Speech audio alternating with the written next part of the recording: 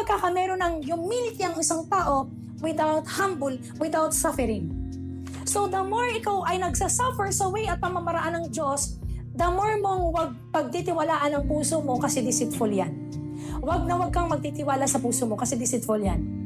The more ikaw harap-harapan, nagsasuffer, magtiwala ka sa Diyos. Why? Kasi alam ng Panginoon yung puso ng taong totoo sa Kanya. Kasi yung weaknesses ng taong yan ay kalakasan mo sa Panginoon than to any human strength. Kaya kita mo, sila pawala. Tayo, pataas ng pataas. Kaya kung bakit pinili ng Panginoon si David, kung bakit pinili ng Panginoon si Rahab, kung bakit pinili ng Panginoon si Abraham, may puso, puso, puso. Hindi sa pamamaraan mo, kundi sa salita ng Diyos.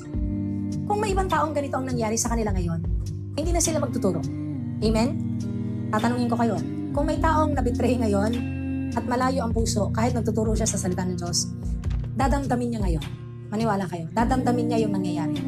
Dadamdamin niya yung sakit, bighati na nangyayari sa kanya. Pero hindi ako ganon.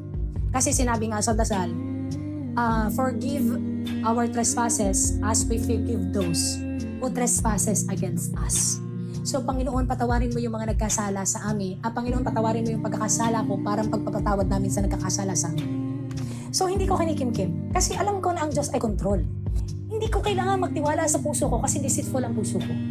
Sa salita niya lamang ako nagtitiwala.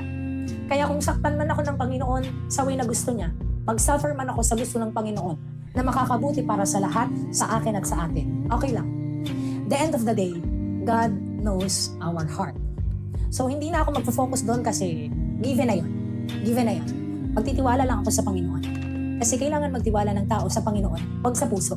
Kasi deceitful to. Deceitful to. Okay? Masakit, saksakin harapan, pero magpatuloy. Huwag kang mumuhian ng kapatid, bagkos sabihin ang mga mali nilang ginawa para hindi pamarisan at hindi kawawa yung iba na madadamay sa ginagawa nila. Kailangang i-revoke.